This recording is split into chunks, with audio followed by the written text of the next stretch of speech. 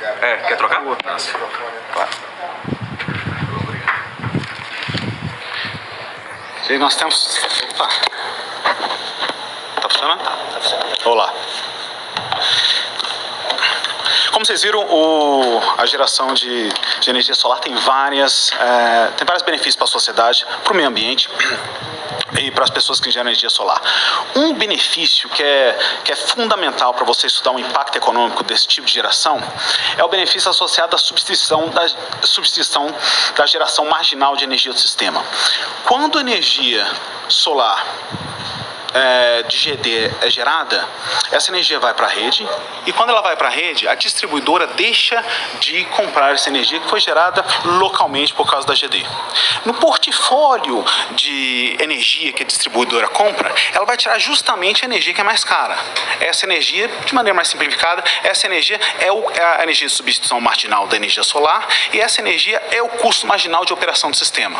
Essa energia, no caso do Brasil, é dada pelas termoelétricas. Essas termoelétricas são extremamente caras, são extremamente poluidoras, e essas termoelétricas, em particular no Brasil, muitas delas usam gás. Esse gás é importado da Bolívia. Então, no caso da geração solar brasileira, o que nós realmente estamos fazendo, nós estamos trocando o gás importado da Bolívia pelos raios de sol aqui do Brasil.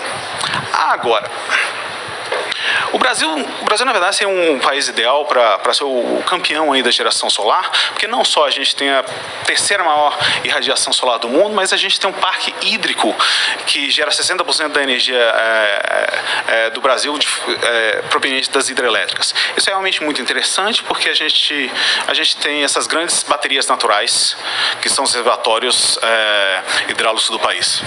No entanto, apesar de todos os benefícios da energia solar do Brasil, a gente tem que a ANEEL está, juntamente com as distribuidoras de energia, estão sugerindo esse imposto de 62% sobre as trocas energéticas entre pessoas que geram energia solar de forma distribuída e a rede energética do país. E a ideia que está por trás desse imposto é uma resolução da ANEEL que acredita que o desenvolvimento da geração solar distribuída no Brasil já atingiu o seu pleno estágio, e agora estão na segunda etapa do processo, que é realmente começar a tributar esse tipo de geração de energia. Eu concordo com a ANEEL no seguinte sentido, que a geração de energia solar distribuída em uma matriz energética do país, ela é muito eficaz e benéfica, tanto em termos econômicos quanto em termos ambientais e sociais para a nação, até certo limite. A partir desse limite, aí você realmente tem que taxá-la, porque ela inclui muito mais custos para a sociedade do que benefícios para a sociedade.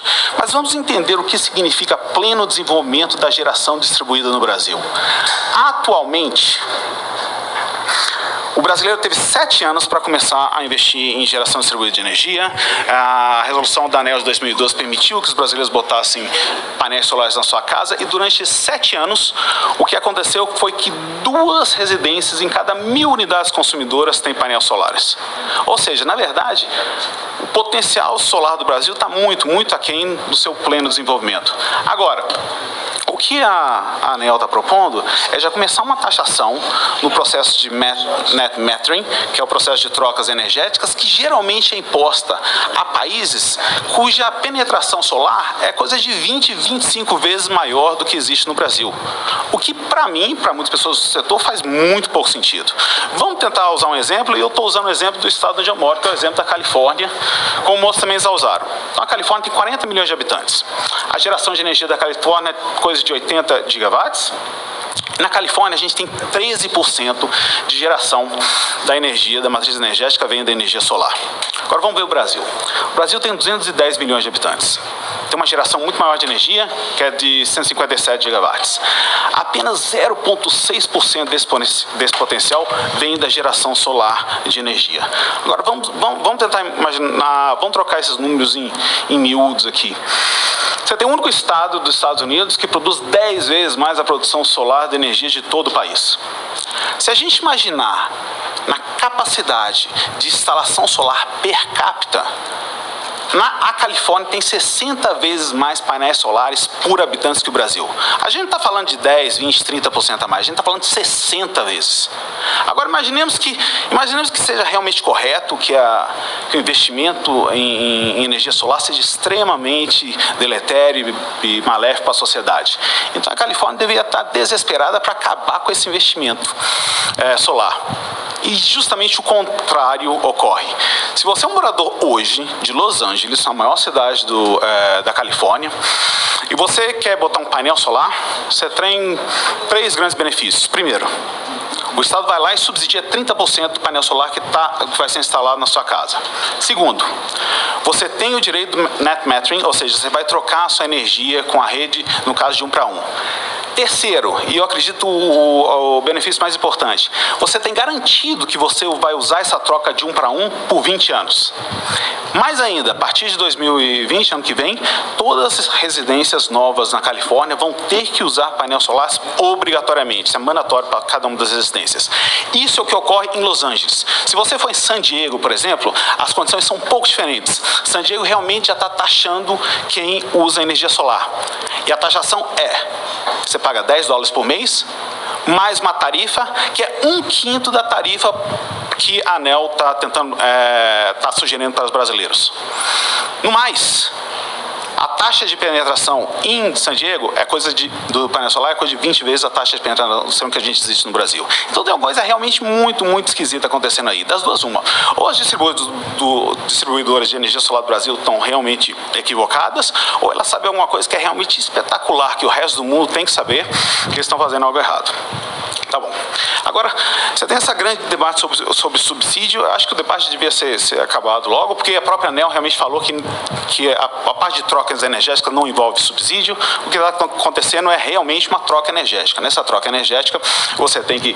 Famílias trocam o excedente energético diurno, que geralmente é mais caro, pelo excedente por energia durante a noite, que é mais barata, e o consumidor brasileiro paga 22% da fatura para usar esse tipo de serviço. Eu vou começar a chamar a novo propósito como imposto, porque realmente caracteriza o imposto sobre operações energéticas entre o consumidor e a rede. Beleza. Agora, um dos cálculos que justifica a cobrança desse tal imposto é o cálculo do Ministério da Economia. E muita gente já falou aqui do cálculo do Ministério da Economia, eu só vou dar uma ideia intuitiva do que acontece lá. Ele analisa 2 tipos de cenário. Um cenário, você tem o cenário que acontece hoje, em que realmente os produtores produzem energias e trocam com a rede. O segundo cenário, eles utilizam um cenário em que toda essa produção de GD é substituída por produção solar centralizada. A produção solar centralizada é uma usina, ela realmente tem, o custo de produção dela é menor que o custo de produção da GD. Mas a grande questão é, faz sentido você pegar e trocar produção GD por produção solar centralizada? Vou tentar pegar e dar uma analogia de cálculo. Imagina você ter um agricultor, e o agricultor está realmente cansado de pagar a taxa de energia cara provida de termoelétricas e resolve usar o riacho que tem na casa dele e botar uma central hidrelétrica, certo? O argumento da proposta do Ministério da Economia é que, porque o custo de produção elétrica em Itaipu é muito inferior que o custo de produção elétrica que você está usando no seu riacho da sua casa, então, para o bem geral da sociedade, você deve parar de fazer essa pequena usina hidrelétrica e continuar pagando tarifa cara gerada por termoelétricas. A questão é a seguinte, não é para você comparar o sistema de geração de produção solar de GD com o custo de GD. É sempre para você comparar o custo dessa produção com o custo de produção marginal, que é o custo de produção mais caro. Sempre que existir 2 tipos de produção de energia, em que uma produção de energia é mais barata que o outro, é sempre possível você ter um ganho econômico quando você pega e substitui um pelo outro. No caso da GD, quando a penetração da GD começar a ficar realmente muito grande, o que acontece? Todas as termoelétricas são mais custosas, vão sair do mercado, e nisso o custo marginal vai realmente diminuir e a GD não vai ficar tão vantajosa como é hoje em dia. Agora, se você simplesmente mudar esse pequeno detalhe do custo marginal no cálculo, o cálculo passa de 23 bilhões negativo para 1 bilhão positivo, e aí a GD tem ganhos para a sociedade. O cálculo da ANEEL também tem outros detalhes, e a parte mais interessante é que no payback, se você utilizar a taxa taxa de juros de mercado em vez da taxa de poupança, se aumenta o payback de 7 para 22 anos, que deixa a possibilidade de investir em painel solar totalmente economicamente inviável. Tudo bem. Esses cálculos são realmente errados? Talvez não. A própria ANEEL fala que existe uma grande incerteza quando você vai tentar usar premissas para fazer um cálculo que é complexo, que leva em consideração a previsão do retorno tarifário em 15, 20 anos daqui para frente. Isso é realmente bastante complexo, certo? E como a própria ANEEL fala, existem grandes incertezas futuras sobre esse tipo de cálculo. Só um minutinho. O cálculo é realmente incerto. Existe uma outra característica do mercado atual da GD. O impacto da GD no mercado elétrico atualmente é mínimo. A população cresce em torno de 0,8%, o crescimento do PIB é em torno de 1,1%, dados do ano passado. O crescimento do consumo elétrico é imenso, é coisa de 5%. O crescimento do número de consumidores é muito maior que o crescimento da população, é coisa de 3,4%. Agora, se você usar só o Procel, por exemplo, ano passado, você teve uma redução da demanda das distribuidoras de torno de 13%. Se você usar o peak shaving, que é um instrumento utilizado por várias empresas para reduzir o consumo de energia, você teve uma redução do mercado das distribuidoras de 2%. E várias empresas utilizam geradores locais de energia também para pagar menos tarifas energéticas. Isso dá um impacto no mercado de distribuição de coisa de 5%. Agora, olha a magnitude desses valores, 4%, 13%, 5%. Qual é o impacto da GD no mercado elétrico brasileiro? São alarmantes, menos 0,54%. Agora, por que a gente está tendo esse tipo de discussão aqui? Eu não sei. A discussão é mínimo. O impacto é mínimo da GD no mercado brasileiro, atualmente. Então, vamos recapitular. A gente tem os exemplos internacionais. Os exemplos internacionais são claros e eles falam que a GD beneficia muito a sociedade, tem impactos positivos tanto para o setor, tanto para consumidores de energia, quanto para a sociedade em geral, mesmo se você não usar os benefícios da GD em relação a meio ambiente e assim por diante.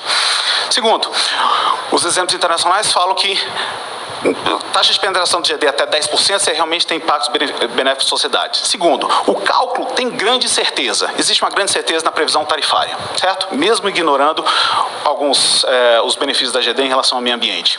Terceiro, a gente pode calcular hoje os benefícios da GD, hoje, no mês de novembro. E neste caso, a gente não tem certeza nenhuma, que a gente pode simplesmente pegar e utilizar quanto foi injetado no sistema, quanta energia foi injetada no sistema devido à GD, e quanto essa energia diminuiu no custo marginal, quanto de termoelétricas deixaram de ser produzidos e computar qual o valor geral disso na economia. E o valor geral disso na economia é um ganho de 66 milhões.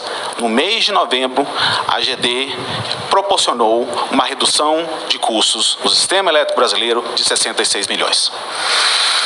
E o outro detalhe é que, atualmente, o impacto da GD no mercado elétrico é realmente ínfimo, coisa de menos 0,5%. Agora, a gente tem duas alternativas para analisar. Qual das duas alternativas parece mais sensata? Dados esses fatos, a gente vai botar um imposto sobre trocas energéticas que completamente inviabiliza o mercado de GD do Brasil, ou a gente faz igual aos outros países, que espera, colhe os benefícios da GD, até que a taxa de penetração seja no nível suficiente para que seja possível a discussão de uma tributação da GD. Muito obrigado.